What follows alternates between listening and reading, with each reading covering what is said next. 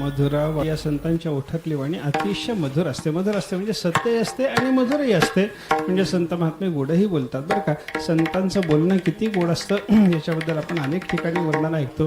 ज्ञानोबा सांगतात की नाही, माझा मराठाची बोल कौतुके परी अमृता तेही पैजा जिंके ऐसी अक्षरे रसिके मिळवीन. म्हणजे माझी मराठी भाषा जरी असली तरी ज्ञानेश्वर महाराज म्हणतात अमृतापेक्षा गोड आहे म्हणे. अमृत आणि माझी भाषा याच्या जर पैज लागली तर अमृत फिकं पडतं. माझी मराठी भाषा अमृतापेक्षा गोडीमध्ये अमृताला जिंकून जाते म्हणे बरं का.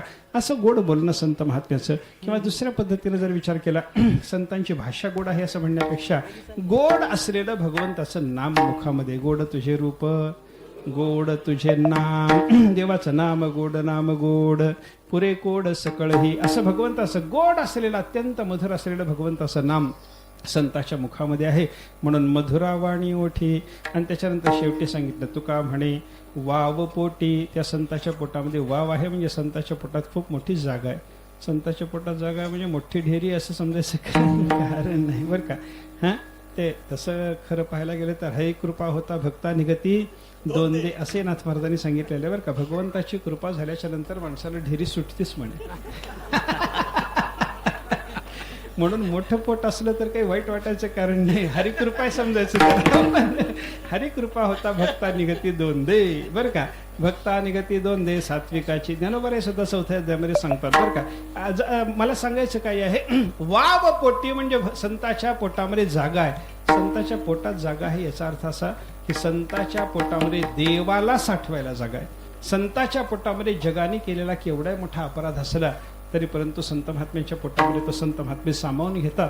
अपराध साठवायला जागा म्हणा किंवा एवढा जगामध्ये भरून उरलेला परमात्मा साठवायला संताच्या पोटात जागा आहे म्हणा. अशी जागा ज्या संताच्या पोटामध्ये आहे, ज्यांची वाणी अत्यंत मधुर आहे, जे देहाबद्दल उदास आहेत, जे लटकं भाषण कधीच करत नाहीत, जे दयावंत असल्यामुळे धन्य आहे, ज्यांना परमात्मा प्राप्त आहे, वैकुंठ धामात ज्यांना नित्य राहायला घर आहे, इथं कशा करता येतात. येथे उपकारासाठी आले. तिथं तुमच्या आमच्यावर उपकार करून काहीतरी आपल्याला वळण लावण्याकरता संत येतात. बघा तुम्ही, ज्ञानोबराय तुकोबाराय सारख्या संत महात्म्याला आळंदीहून देहूहून पंढरपूरला पायी चालत जायची काही गरज आहे का. ज्ञानेश्वर महाराज म्हणजे स्वतः पांडुरंग, अवतार पांडुरंग नाम ठेविले ज्ञाने. तुकाराम महाराज म्हणजे स्वतः पांडुरंग. आता पांडुरंग ते स्वतः असताना देहूहून निघायचं पायी पंढरपूरला जायचं, आळंदीहून निघायचं पायी पंढरपूरला जायचं, त्यांना काही गरज आहे का. गरज नाही. मग कशा करता हे करत बसतात. तर आपल्याला वळण लावण्याकरता हे संत महात्म्याचं सगळं चाललेलं असतं. म्हणजे आपल्यावर उपकार करून आपलं कल्याण व्हावं याच्यासाठी आपल्याला साधनाला लावून देण्याकरता संत महात्मे जगात येतात.